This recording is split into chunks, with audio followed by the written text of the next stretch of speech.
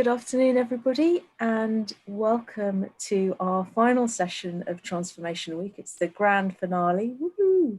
I'm Sue Uniman, Chief Transformation Officer at Mediacom, and I'm really delighted today to introduce two people who are talking about a very important issue and also about the power of not throwing old ideas out, not throwing the baby out with the bathwater, which, you know, in the face of innovation is very, very important. Just to remind you to keep obviously your cameras and your phones off, audio off, and to use speaker view. You'll get a better conference if you do that. So let me kick off and introduce Aaron, who is Executive Editor of Bloomberg Green, and Hannah, who is our Director of Sustainability at WPP. We're here to discuss one of the most extraordinary launches of the year, Bloomberg's Green magazine, which is a brilliant collector's volume of premier climate journalism. And as well as being part of an omni-channel brand, obviously, it is an actual physical, beautiful magazine as well, which I have been reading with a huge amount of interest. Now, I'm going to start off with some questions from me to Aaron and Hannah, but by all means, if you've got any questions, please post them in the chat and we'll get to them later on. So Aaron, let's kick off with you, please. Thank you for joining us. Can you tell us about Bloomberg Green and why you chose to launch a physical magazine in the middle of a pandemic? Well, thank you so much for having me here and for being interested in what we're doing. The plan to launch a magazine during the pandemic was certainly not in the cards when we came up with this product about a year or so ago. But the idea of it being something we did in print was there from the very beginning.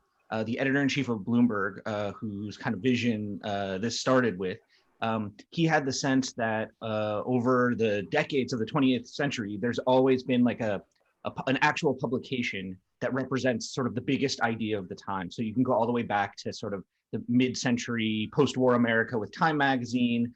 He used to run, his name is John Micklethwait, he used to run The Economist. He considered that to be the magazine of the globalization age. You know, Wired magazine is the magazine of the internet age. So his sort of starting idea was we have now entered the climate age, and there's not yet a kind of iconic publication that sort of captures that sensibility. And the sort of mission statement was, what would it be like if Bloomberg created this? And I think there was actually something really advantageous about doing something, you know, slightly ironic or unexpected in making it a physical print magazine. Because one of the things it forces you to grapple with right away is thinking about different approaches to telling a story. Now, the climate story has been one that is very serious and full of scary bad news, but nobody reads a magazine that just has that one kind of tone. Like no one is going to be drawn to engage with a book on a monthly or quarterly basis if that's the only experience you give people. So it really forced us right away to think about how do you engage with an audience on a topic that can be really downcast and scary. And I think that discipline was really helpful for us. And how is it distributed? How did you set about that, given that there was a pandemic and various local lockdowns going on? So, the one fortunate thing about working at Bloomberg is that we are still an organization that does print and takes it seriously, especially magazines. So this is one of a small handful of magazines that we publish, and we were lucky to have very talented designers on staff. So it was a real challenge making it from home, but we were lucky that we were not reinventing the wheel, that we had really talented people doing this in a very cutting edge way already with Business Week and some of our other magazines. Yeah. For distribution, we had launched about 2 or so years ago a all access digital paywall, similar to other publishers like the New York Times. This became part of the overall paywall strategy. So if you're a digital access subscriber, you also get Bloomberg Green magazine. And the total distribution right now, as our paywall is growing, is in the tens of thousands. And the idea is that over time, as the digital audience continues to grow, getting the magazine will become a part of that overall ecosystem of belonging to Bloomberg. And it's quite special to get a physical magazine these days. And could you just touch on how it's green. So the paper, the ink.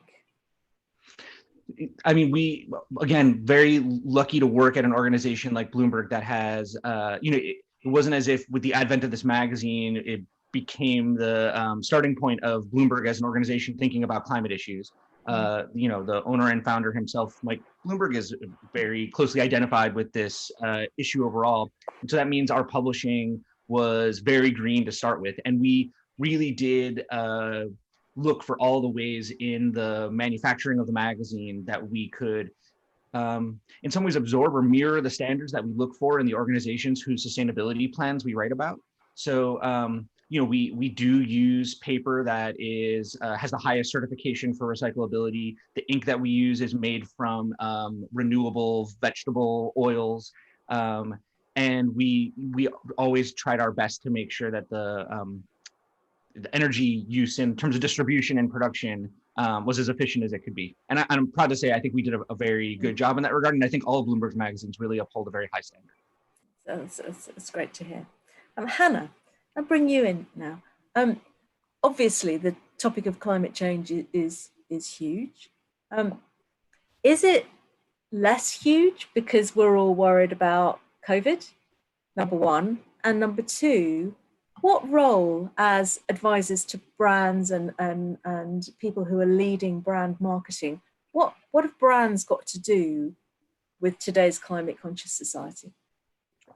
Thank you so much, Sue, and thanks very much for having me here today.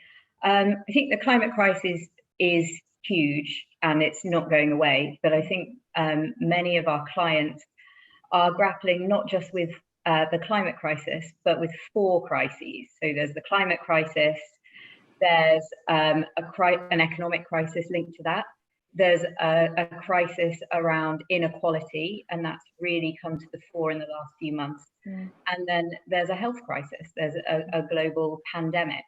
And I think in a time of extreme crisis, sustainability is one of those topics where people question, is that something we can afford to park and pick up later?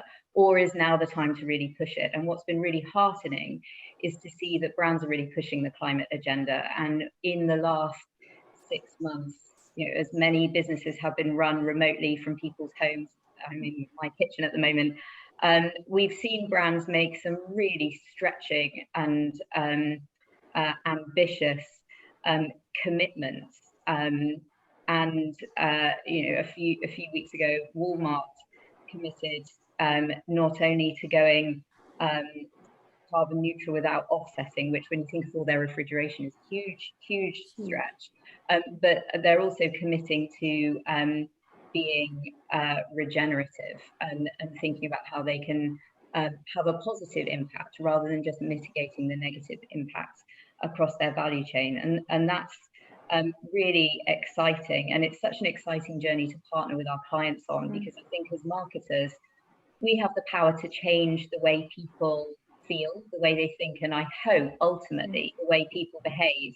And really, there's I think it was David Attenborough recently said climate change is a communications challenge, and for us the challenge is to make sustainable, low impact, regenerative lifestyles aspirational, desirable, and ultimately more mainstream and the norm.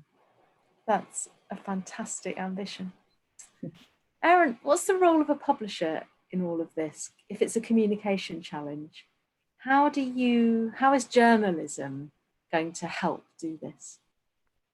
One thing that I think is a really important challenge for journalists who are trying to cover climate change is to, be grounded about what's happening without necessarily, the way I talk about it with our reporters is that I think a lot of climate journalism necessarily focuses on how extreme things are, and sort of the story always ends in a future where there's less options to make change and things are worse than they are today, right? That's sort of inherent in the nature of climate storytelling.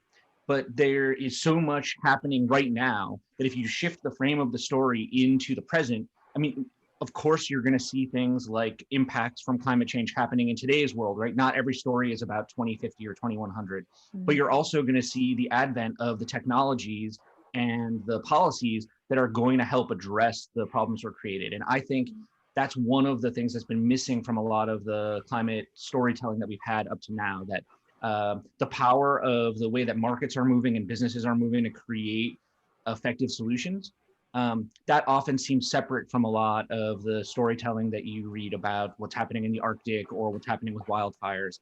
And part of doing this at Bloomberg that I think is so powerful is that we're able to bring together that kind of science-oriented storytelling about impacts with really deep and engaged beat reporters that we have covering both companies and their sustainability plans and the renewable energy transition, which is, you know, huge trillions of dollars of markets being created right now.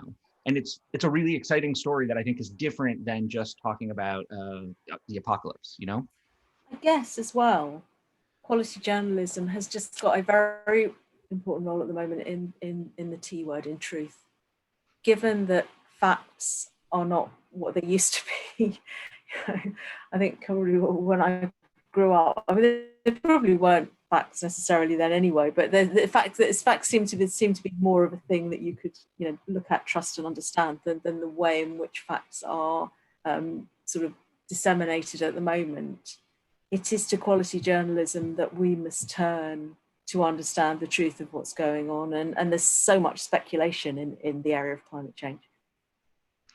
I think that's exactly right. And increasingly, I think if you want to reach younger audiences, they are people for whom the world of climate change is going to be their world, right? So when you're doing climate journalism and you're using science to explain what's happening, you're talking about the world that's going to be very familiar to a younger audience. That if you're a emerging executive or business leader who's coming into your 20s and 30s, the decisions you make are going to be shaped by the warmer world.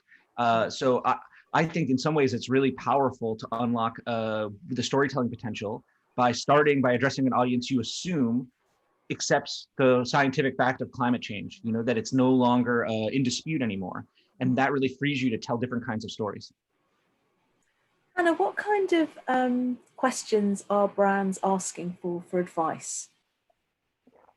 Oh, that's a good question. I think they're starting at the very beginning. They're looking for provocation and challenge, and for us to stretch their thinking and really help them figure out what role they and their brands can play in tackling the climate emergency, and what targets and commitments they should be making. They're coming to us to understand how some of those different crises fit together. So, you know, we're starting to see businesses think about how they can tackle things at a systems level, rather than having one team looking at climate change and another looking at diversity and inclusion. And they're coming to us for creative ideas and innovation and you know, big, bold moves. And you know, we've seen so many interesting moves in the last few months. So we've helped H&M open their first circular experience for consumers in Stockholm. You can take your old t-shirt or scarf into a store and watch it being turned into something new. We're helping lots of clients look at circular models and new routes to market. And just a few weeks ago, we saw Burger King launch their first reusable packaging through Loop.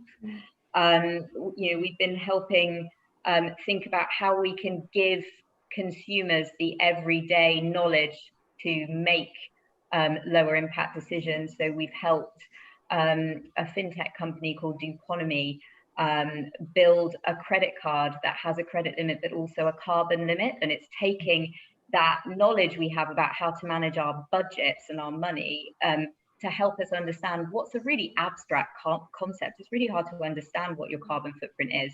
And if you max out your carbon limit, your credit card will switch off. And it's, you know, giving people simple tools to make small decisions every day that add up into something something big. So it's really exciting to see how prepared clients are to innovate and push the boundaries and work with consumers to shift to and transition to a zero carbon society.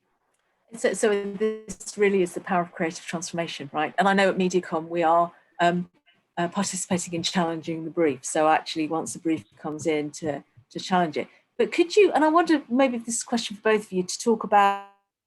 I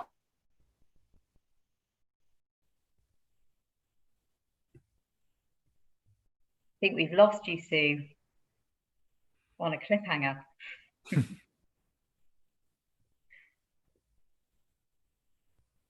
Again, I'd be very interested in where you see it from a journalistic point of view.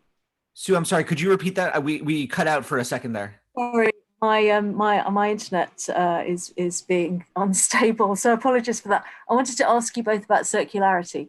I think it's not yet a mainstream concept, but Hannah's certainly referred to it a couple of times. So I wondered, how mainstream is that going to go? And again, what's your view of it from a journalistic perspective? I mean, and could you just explain it? Sorry, could you just explain circularity? Because I think not everybody. Hannah, do you want to explain, since you work more closely with the people who are doing circular projects? Absolutely. So at its simplest, circularity is about moving away from a take, make, waste model of consuming to a model where nothing goes to waste. And so the end of the life of a product is reimagined. So it's about reusing, recycling, or upcycling products. And I actually think it might be a concept that needs a bit of a rebrand, because I think consumers I think we do get the idea of circularity. It sounds a bit jargony and perhaps a bit geeky, but it's been quite trendy for a while to be thrifty, and and vintage clothing is a fast-growing market. And my grandma's generation, I think in lockdown in the UK, we've seen a lot of really interesting conversations between generations, and grandparents teaching their grandkids how to make things go further. So these aren't concepts that are alien to us. I think we just need to work harder to make them more accessible. Which I guess is where journalism comes in. Aaron, back to you. Totally. And the thing that I find so fascinating about this story, I mean, there's so much innovation going on at the level of materials research and how that's reaching consumers. That's just a fascinating part of the business transition story to tell. And at Bloomberg, we have a research division called Bloomberg NEF, where they're now becoming very adept at doing analysis of like the near future of materials that are going to be reaching consumers. And so that's something that we absorb into our journalism quite often. But to me, the thing that's most fascinating as a business journalist looking at this is that I think we still attach a sense of like moral obligation when we talk about recycling or circular materials. And while that's of course a very important side of the story, what's even more true is that these are becoming ways of improving your business prospects, right? I mean, your companies don't approach this from a sense of self-sacrifice or a missionary zeal to save the planet. It's also a way that you improve your earnings, improve your bottom line. And I think that's something that's been often absent from the storytelling. And since I'm looking at these issues from the perspective of Bloomberg, it's as important to focus on the sense of doing good that these companies manifest as it is to look at how it affects their businesses. Yeah, and one of my favorite examples actually of the circular economy in action is AB InBev make a zero alcohol beer, and one of the byproducts of that, one of the waste products, is alcohol, which goes into Ecover cleaning materials. And it's a really good example of how one company's waste product can be an input, an ingredient for another. And it's just about thinking about things from a new perspective, and it can unlock real value, I think. And in today's world, where so many people are struggling, it just makes no sense to waste. So that's two separate companies that are collaborating together in a new way then, which I think this year is the year for collaboration. I think this is the year for thinking beyond immediate competitive advantage and what we need to do on so many levels, so diversity and inclusion and climate change, but I guess sustainability in its broadest sense. I wonder how that gels, Aaron, with the sense that businesses are going through tough times, though. And well, I think one of the advantageous things is that, again, often making green choices, like in most parts of the UK or the US, you would now be disadvantaged if you were not choosing renewable energy. Often renewable energy is going to be the most cost-effective option. So, that in one sense, it's good. It's a good moment to be considering things from the bottom up if you're a business coming out of the pandemic, because it's never been more advantageous to make green choices. And I think as far as the journalism of climate change goes, that makes it really interesting to see how all, not just national recovery plans from the pandemic, choose or emphasize green outcomes, like what we're seeing very much in the European Union, but also how companies emerging from this low point choose to reconstitute themselves in sustainable or green directions. Don't talk to us about the European Union. Anyway, how is the media landscape transforming for publishers, Aaron? So there's a whole section in your magazine which is about data. It's really interesting. Is that you seeing an appetite for this? Well, I'm really glad that you asked this question, because it's something we tried to bring into the magazine from what we do on the web and at Bloomberg on our core product, the terminal, which is for executives and financiers. The data is what founded Bloomberg as an organization. Before they were even a news publisher, they were the publisher of record for financial prices in things like bonds and other instruments that were very hard to find accurate data on. And so when we thought about launching a climate brand at Bloomberg, that was, even as we were thinking about print, in my mind, how you incorporated data into this was like the Bloombergian way to bring this about. And so what we did, but that you see both in every issue of the magazine and in every story when you view our website, we incorporated factual information about climate change in a live, vivid way that mirrors the ticker for a company. Like if we have a story about Ford or GM, their ticker symbol will be in a story and you would see a live stock quote.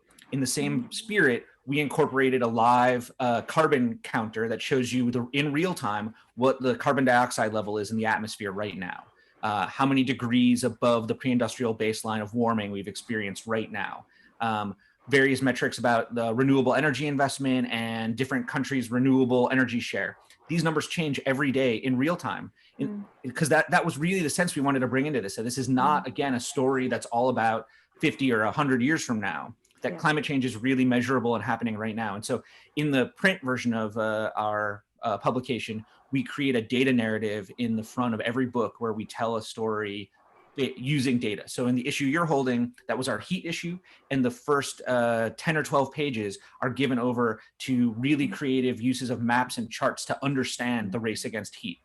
Earlier, we did one that was about the intersection between COVID and climate change and ways that you could measure the impact of the pandemic in planetary metrics around emissions or airplane traffic and the emissions that aren't being created because airlines are grounded, things like that. Amazing. Yeah, go on, Hannah. Well, I was going to say, if I could make one prediction, media investment and marketing spend are often two very significant costs for our clients. And I think we're going to see a lot more scrutiny over how ads are produced and the carbon cost of them reaching their audience over the coming years. And actually, Group M and Mediacom have been doing an awful lot of work in that space. And Group M has a Mission Zero working group that's built a blueprint for what a thriving media agency would look like in a carbon zero world. And they're using that to drive change and start building carbon calculators to understand what a carbon neutral media plan might look like. But I think, as more and more clients set value chain targets, there's going to be a lot more scrutiny over not just the content of media, but how it's produced and how it reaches consumers. Yeah, we've actually had a carbon calculator at Mediacom UK for a while, and it came from grassroots. So we used to have, and we're going to revive an all-company competition called If I Ran the Company. And long before any of this was fashionable, one of the winning ideas was to go carbon neutral. So we've been carbon neutral, in fact, more than carbon neutral for a number of years. But another one of the winning ideas, shout out to our Manchester office, because it was them that originated it, was a carbon calculator. And it's been around for a while, but it's kind of been deployed if clients have shown an interest. And what we're actually going to do is we're going to make it mandatory on every single brief, because it's fascinating. It's also not necessarily the answer that you expect, which is also fascinating. But when it comes to storytelling, do you find, Hannah, that it's facts or it's human stories that sway your audience when you're asked to come in and present? I think it's got to be a bit of both, and I'm not hedging there. And I think you've got to really try and get inside, you've got to walk in the shoes of your audience. If I'm talking to a CFO, I tend to lead on numbers, but often actually what motivates people is the conversations they have at home with their kids.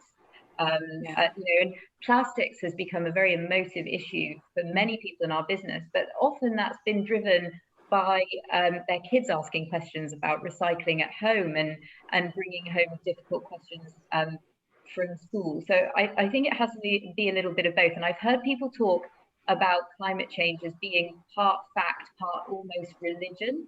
And people wanting to really believe in building a better future, but I think we're very bad at storytelling in the sustainability world, and there's far too much hair shirt and telling people what they need to do without, instead of painting a picture of the future. And actually one good piece of storytelling and repositioning, I think, has been around as cities have moved to go car free to reduce emissions. That's been about air quality and having cleaner air, particularly around school zones, for example. And who doesn't want cleaner air? So you've got to find a way of this resonating. And my biggest tip for people who are trying to drive a climate agenda at work is, don't add to people's to-do lists. At its best, sustainability is about innovating, and find the problem that's keeping people up at night and figure out how sustainability can put a different lens on it to solve a commercial issue and a real world problem, ideally in a profitable way, and people will be queuing up to talk to you. That's brilliant advice. And can I just finish as we go into the weekend? Can you both give us one reason to be optimistic? Well, I can start by saying that if you look at, I'm speaking to you from New York, and if you look at what's happened even in the United States over the past 4 or 5 years, where there hasn't been tremendous political leadership or policy support behind greener, more sustainable outcomes. I mean, one of the things that's just very clear looking at it is that the renewable energy has not been diminished by this lack of political leadership that we've had around climate change up to now. And that shows, I think, a real gravity and weight of where the world is moving. That it's almost, not to say that political outcomes aren't important. I think they're tremendously important, and the election that's playing out today in the United States is a big part of that. But the story is almost bigger than any one leader or thing. It, like the way that things are moving with China making its zero emission target for 2060, all of the leading economies in the world rallying around zeroing out their emissions, combined with the market forces that are driving this, I think really do show that there's very exciting developments happening here. And Hannah, who I now think of as the grand priestess of our sustainability effort. Wow, that's the grandest title I think I've ever been given. I mean, I am an optimist, and I think if you look over the last few months even at how quickly the planet started to recover when emissions were suddenly forcibly ground to a halt, and how businesses are rising to the challenge, I'm really optimistic. But I've also been really optimistic just talking to people who've been stuck in their homes and have been trying to make changes. And so I would say make a small change today. It doesn't have to be a big change. It's got to be a change that's sustainable within your own lifestyle. So, don't go from eating meat 5 days a week to being vegan, but maybe try something meat-free 1 day a week. My husband's furious with me because I found some plant-based sausages that he loves, and despite himself. So, make small changes. And, we still have time. The window to take action is not huge, but we still have a chance. So make a change at home, make a change at work, speak up, vote with your wallet, but do something. And which brand of sausages is it that your husband likes? I don't know if I'm allowed to. They're from M&S, and they're called Posh Dogs. Meat-free sausages it is for breakfast tomorrow. Thank you so much, everybody. Thank you to everybody who's attended. It's been an amazing session. It's good to end on an optimistic note and to end Transformation Week with such positivity. Stay safe, everybody. Have a good afternoon. Thank you. Thanks for having us.